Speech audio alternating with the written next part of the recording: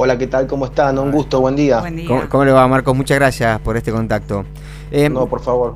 Yo trataba de... A ver, yo no soy especialista en la materia, toco de oído, y por supuesto que nos gusta consultar a los que saben. Tratábamos de entender qué es lo que ha ocurrido en la jornada del lunes y en la jornada del martes también, ¿no? Fundamentalmente con lo que tiene que ver con la bolsa de Japón. Sí. Y la pregunta tiene que ver, ¿fue una reacción exagerada a los indicadores de Estados Unidos y lo que puede llegar a pasar en Medio Oriente? Bueno, yo creo que fue una reacción respecto a lo que es el próximo gobierno en Estados Unidos. Hay mucha incertidumbre. Sí. Entonces, en términos del análisis, me parece que es un acomodamiento ante un cambio político muy grande que se viene en 3 meses con las elecciones en Estados Unidos. Entonces, Japón espera una inflación, empieza a preparar sus tasas de interés, las pone en positivo. Japón siempre tuvo tasas de interés negativas o muy bajas, y hubo un negocio de carry trade muy importante entre Japón y Estados Unidos, por el cual se pedía plata barata en Japón, porque los japoneses ahorran mucho. Entonces, para que puedan consumir, se les presta plata a baja tasa. Esto también se hace con los inversores, que consiguen en Japón un yen barato para hacer negocios e invertir. Claro. Esos negocios los habían invertido en Estados Unidos, por ejemplo, en tecnológicas, pero ante los números que indican que puede haber una recesión por la menor cantidad de producción de trabajos, bueno, eso implicaría un impacto muy fuerte en las tecnológicas, claro, y en la economía de Japón. Así que me parece que es una medida para prepararse ante algo que puede venir hacia adelante, porque nadie sabe qué va a pasar en Estados Unidos, y por supuesto es un país que enfrenta muchos desafíos. Es decir, están pronosticando una tendencia global a la baja, fundamentalmente impulsado por Estados Unidos.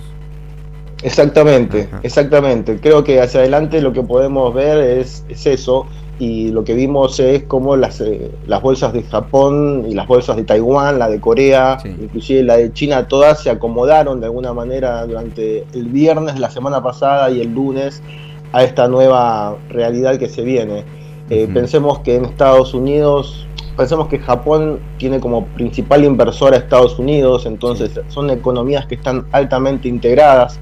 Asimismo, la economía de Japón y de China, y la de Japón y Corea del Sur. Sí. Es decir, son primeros socios comerciales entre ellos. Entonces es muy común ver cómo las bolsas se siguen entre sí y buscan equilibrarse, y en este caso tiene que ver con que la economía de Estados Unidos potencialmente no podría mantener las expectativas de crecimiento que se tienen, y bueno, eso va a impactar justamente en economías que además son sensibles, porque la economía de Japón es una economía en equilibrio constante, buscando equilibrios entre una recesión y el temor a una inflación. Claro. Tuvieron justamente un proceso inflacionario en los últimos tiempos, lo cual a ellos les complicó mucho internamente la economía, pero generó mucho turismo.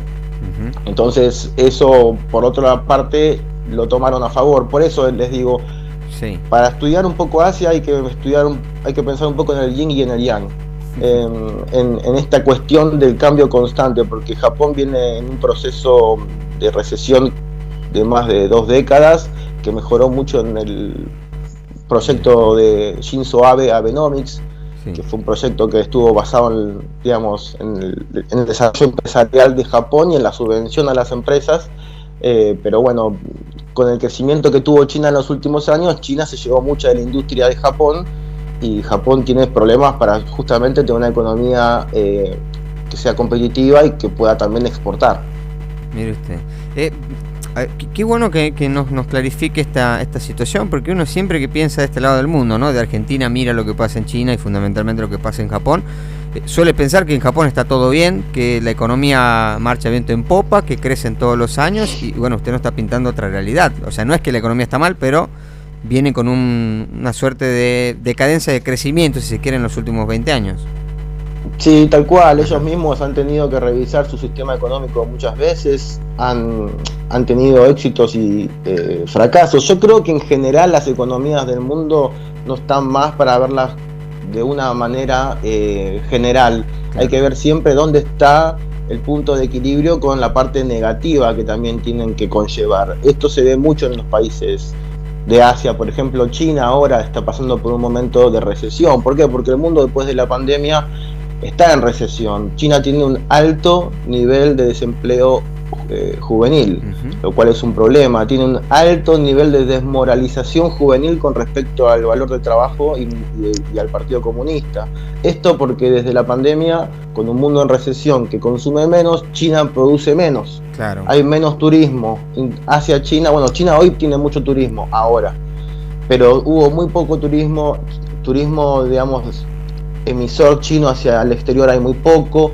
Bueno, eso generó que la economía se enfriara mucho y hoy vemos que la economía de China es mucho, digamos, tiene características diferentes a la prepandémica, claro, e invierte mucho menos en el exterior. China lo que está haciendo es ahorrando ahora. En la época del 2010 en adelante, China lo que hacía era sacar lo que tenía de stock en sus arcas hacia el exterior para generar negocios en países como Argentina, donde tenía buenas posibilidades. Pero ahora China, en cambio, lo que hace es ahorrar e invierte en su propio territorio. ¿Por qué? Porque China inventó algo que se llama doble circulación, que es ver a China en sí mismo como un mundo con el cual puede hacer grandes negocios. Sí. Ustedes piensen que una provincia de China tiene 100.000... ¿Cómo? Tienen un gran mercado interno en China. Claro, ellos tienen provincias con más de 100 millones de personas. Entonces, se dejaron de complicar con buscar hacer negocios en lugares como Argentina. Acá están haciendo negocios más pequeños y más simples que los que buscaban hacer antes, más livianos. Les interesa mucho la energía solar, la energía eólica, nuevas energías, y menos las represas y las construcciones civiles por todo el desarrollo que llevan. Implican mucho trabajo en comparación con otro tipo de proyectos que son o mineros o de ensamblaje más liviano, ¿no? Sí. Y bueno, así en China también han cambiado su economía, y es una economía, digamos, mucho más autosuficiente y además mucho más relacionada con Asia-Pacífico, con nuestra región. Realmente se consolidó mucho China y su proyecto de la ruta y la seda en Asia-Pacífico, en el cercano oriente que tienen ellos, en Kazajstán, en Kirguistán, Uzbekistán, en Indonesia, en Malasia, en Singapur. Creo que por ahí China, bueno, tiene un gran poder, y creo que estamos viendo también por estos cambios que vienen en el mundo como también ellos tienen ciertas formas de cubrirse económicamente para no ser choqueados por este tipo de burbujas cuando explotan. Claro. Sin embargo, me imagino que también en China están por lo menos mirando de reojo qué pasa con las elecciones en Estados Unidos y qué puede llegar a pasar hoy puntualmente con la política de la Reserva Federal, ¿no? Si es que va a haber se van a relajar sus políticas, si bajan o no bajan las tasas. Me imagino que los mercados asiáticos también están a la espera de qué puede llegar a pasar allí. Sí, completamente. Y para todos Trump es un enigma, aunque lo conocen, pero es una persona que tiene la capacidad de cambiar el mundo, digamos, ¿no? Ya con lo que fue el inicio de la guerra comercial con China lo cambió, porque ese proceso de, digamos, separarse de China que él generó antes de la pandemia lo consolidó. La pandemia consolidó la separación del mundo y de la industria occidental del territorio chino. Por eso hoy tenemos en México un boom industrial, porque hasta los chinos movieron sus fábricas a México, porque el mercado es Estados Unidos.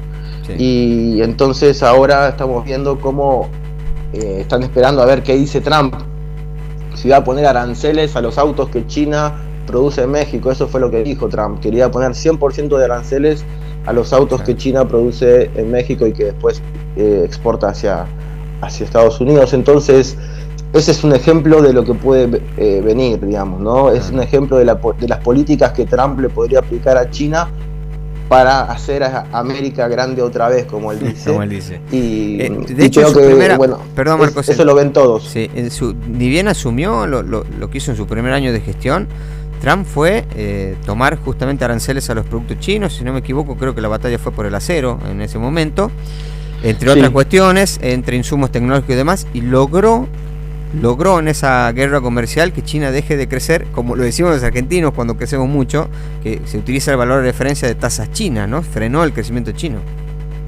Sí, tal cual. Ese es un punto histórico que rompe realmente lo que era el crecimiento de China.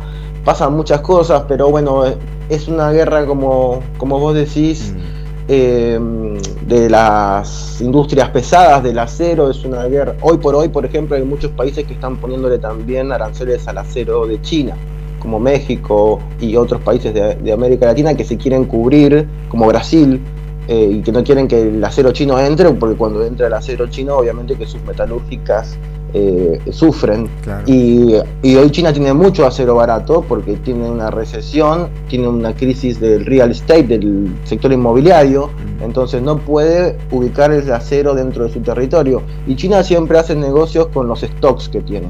¿Qué vende China? Lo que a China le sobra. Acá en una época nos vendía muchos trenes. ¿Por qué? Porque era una época en la que China renovaba su industria de los trenes y recuperaba sus trenes, entonces tenían una cantidad de trenes para vender barato y financiarlos. Bueno, hoy el acero es ese commodity, y así también la guerra con China y el parar a China tuvo que ver con, bueno, quién se va a hacer cargo del desarrollo tecnológico de lo próximo, el salto de calidad, el salto cuántico, digamos, que va a haber hacia la inteligencia artificial, hacia las nuevas tecnologías, hacia las nuevas energías.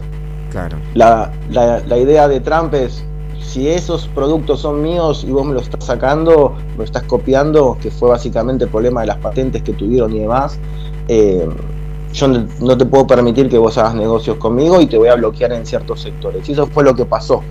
Claro. Y luego, bueno, hubo otros temas que tienen que ver con, bueno, el liderazgo en el próximo centenio, ¿no? ¿Cuál va a ser la potencia que va a liderar el mundo? Y quien controle la tecnología, quien controle las patentes, y quien tenga, digamos, todo el tema además relacionado a ciberseguridad, telecomunicaciones, 5G, sistemas, digamos, ¿no?